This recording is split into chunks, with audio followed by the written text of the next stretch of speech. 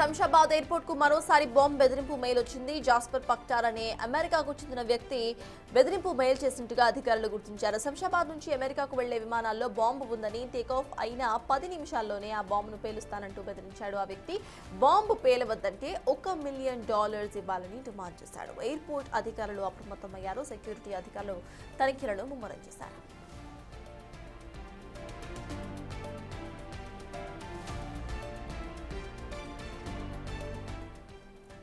ఇదే అంశంపై పూర్తి డీటెయిల్స్ మా ప్రతినిధి పాపన్న అందిస్తారు. పాపన్న చెప్పండి, ఈ మధ్య కాలంలో ఇటు రాజీవ్ గాంధీ ఇంటర్నేషనల్ ఎయిర్పోర్ట్ కు బాంబ్ బెదిరింపులు ఎక్కువగా వినిపిస్తున్నవైనా మనం చూస్తున్నాము. మోస్ట్ ఆఫ్ ద టైమ్స్ ఆకతాయిల పనిగా కూడా మనం గమనిస్తున్నాం. అయితే ఈసారి ఈ మెయిల్ ని ఎలా ఛేదిస్తున్నారు పోలీసులు? అక్కడ ఆల్రెడీ సెక్యూరిటీ చెక్స్ ప్రారంభించారా? అప్డేట్స్ ఏంటి పాపన్న? సర్తాజ్, మీరు అన్నట్టు హైదరాబాద్ లో ఉన్నటువంటి ఈ ఎయిర్పోర్ట్ కి అయితే తరచూ కూడా ఇటువంటి బాంబు బెదిరింపుల మేలులు కలకలం రేపుతున్నాయి. నిన్న కూడా ఇండిగోకు సంబంధించిన 3 ఫ్లైట్లకు ఇదే రీతిలో బాంబు బెదిరింపులు రావడంతో అక్కడున్న సిబ్బంది మొత్తం బాంబు స్క్వాడ్ అందరూ కూడా అప్రమత్తమై అక్కడ సోదాలు నిర్వహించారు. ఈ రోజు జరిగిన ఈ బాంబు బెదిరింపులకు కూడా ఈ రోజు వచ్చిన మెయిల్ మాత్రం అమెరికాలోని న్యూయార్క్ నుంచి వచ్చింది.